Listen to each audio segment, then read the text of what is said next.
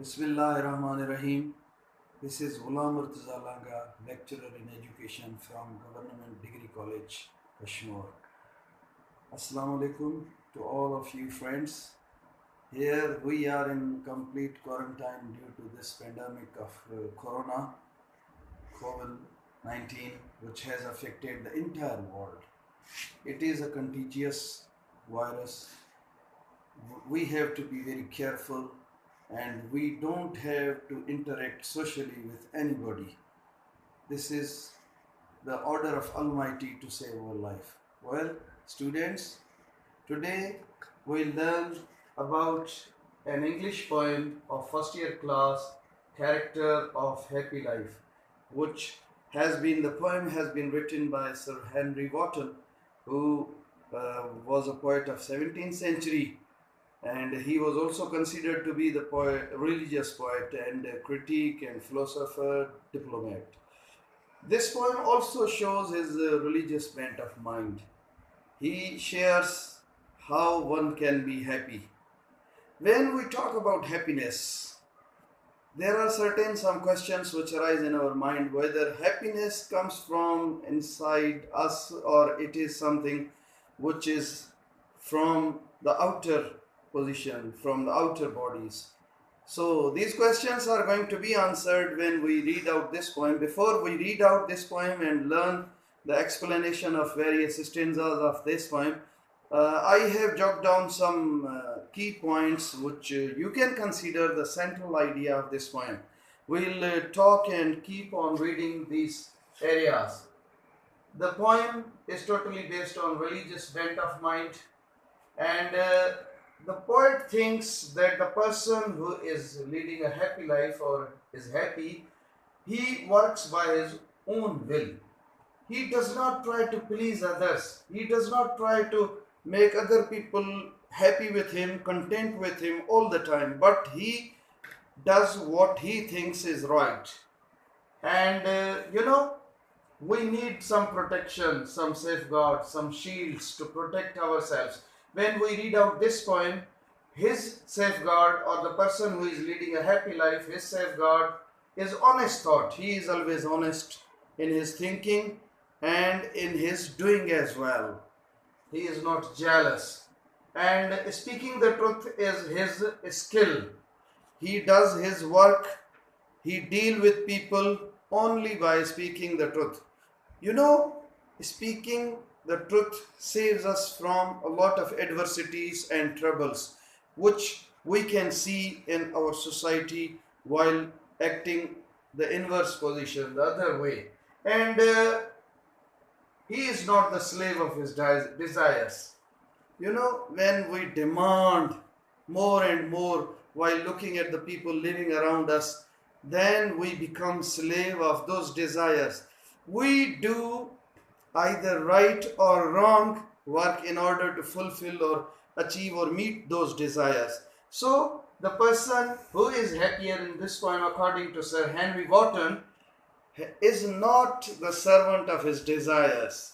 He is happy, contented, whatever he meets, whatever is given to him by Almighty Allah or by the hard working of his, he is happy with that. This is also a saying of Prophet Muhammad Sallallahu Alaihi Wasallam: be thankful to Almighty what you have been given, and also look at the persons who are leading a lower or underprivileged life than you. Then you will become thankful and you won't be desiring something which is beyond your potential.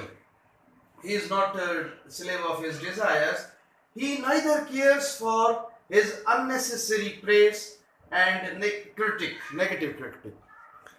He is totally against of flattery. He does not like to be praised unnecessarily and the praise which he does not deserve.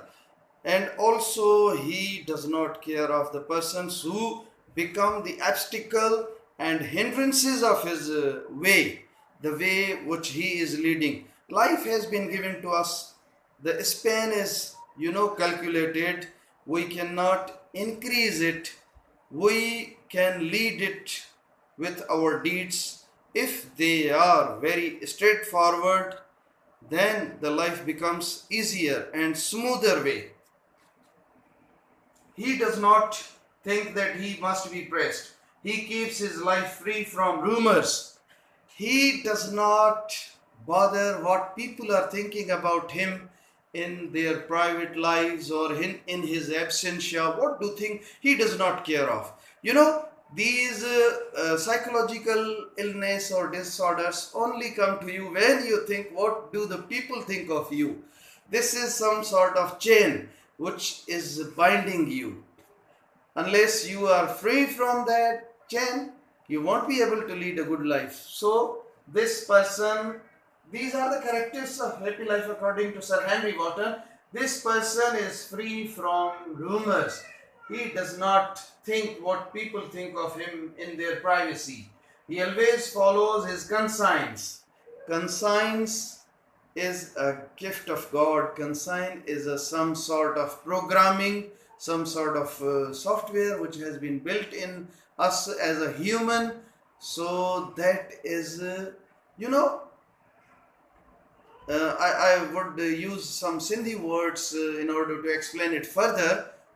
Rahmani and Shaitani ॿई सोचूं इंसान जे ज़हन में built in आहिनि ऐं असांखे हुकुम इहो आहे त try to follow those Rahmani ways. Rahmani ways. Rahmani ways is actually the conscience of a person. And let me tell you one thing, that the basic or humanistic need of an individual is a peace of mind. The person who owes the peace of mind is only one who is thinking better for others, who is honest, who is truthful, who is not selfish, who is selfless. And this is the only property that you are leading a good life which is beneficial for others, fruitful for others, and also you are collecting the prayers of people. This is what humanistic need. But one who desires for more material, who desires for more monetary things and assets to be included in his life, that is, I think, to somehow not a humanistic desire. This will create some kind of unrest in one's life. This would create some kind of anxiety, depression, or he would be starting to think about securing those things which are neither belonging to that person. We have seen so many castles, places whose masters are no more in this world, and they are masterless. So the peace of mind should be the desire, foremost desire of an individual to lead a happy life.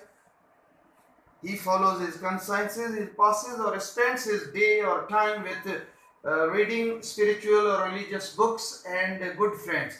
He has limited but very good and devoted friends who give him time and give him good company, which is excluded from these jealousy and those negative thinking type of things.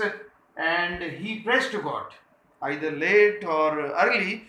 He goes to his place of worship. He prays to God. You know why?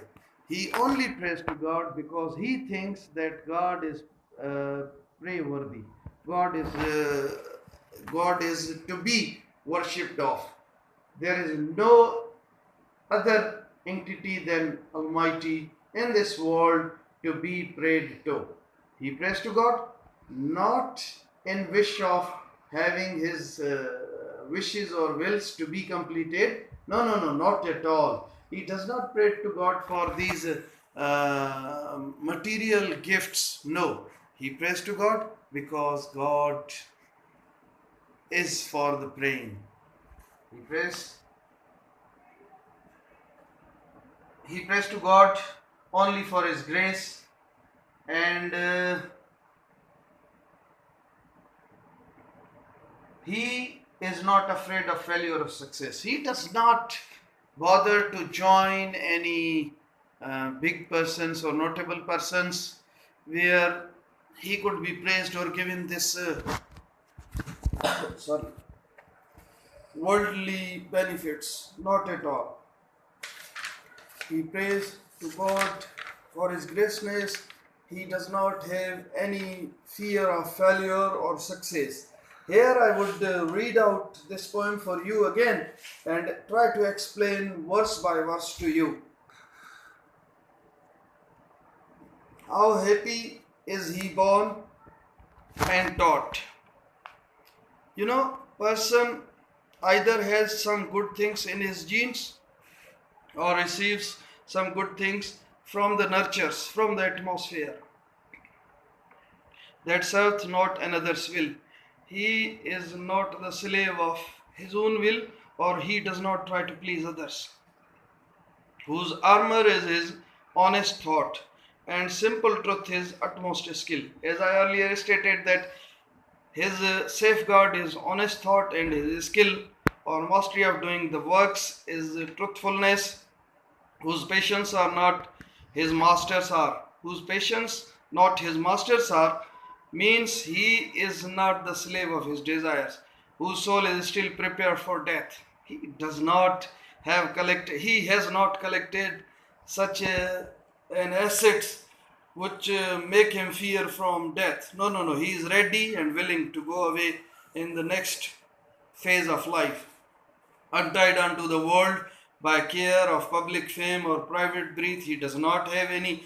He is free from rumors, who envies none that chance doth raise. He even does not keep any jealousy with those persons who are more successful than he, nor wise who never understood how deepest wounds are given by praise, nor rules of state but rule of good. He always follows those rule of goods, who hath his life from rumors freed. He does not care what people think of him, whose conscience is his strong retreat. He only follows what Rahmani thinking has been embodied in him. He always tries to follow those good things, whose state can neither flatters feed, nor ruin make oppressor great. Even some devastation is coming into his life, he is not upset with those, who God doth late or early pray, more of his grace than gift to lend. He prays to God, because God is graceful, God is praiseworthy. He prays to God. He does not have any monetary benefits in his mind or desires, and entertain harmless day with a religious book or friend. He spends his day with by reading any book or having a company of good friends. This man is freed from servile hands of hopes to rise or fear to fall. People try to keep some, irrelevant type of hopes that if they keep company of such persons, they are going to get the greatness. Or if they do not join their company, those persons can create some unsuccessfulness or failure to him. He does not bother of them. Lord of himself, though not of land. He does not have any materialistic or physical assets in this world, but still he is a lord of himself. He is thinking, he is leading carefree life. He does not think what people would think of him, and having nothing yet at all. He does not have monetary things which are visible, but still he is the happiest person in this world. This is the message which Sir Henry Wotton has tried to explain in this poem. I hope you might have understood. This lecture might have helped some students to read it thoroughly, understand it. Thank you very much for listening to me. Over.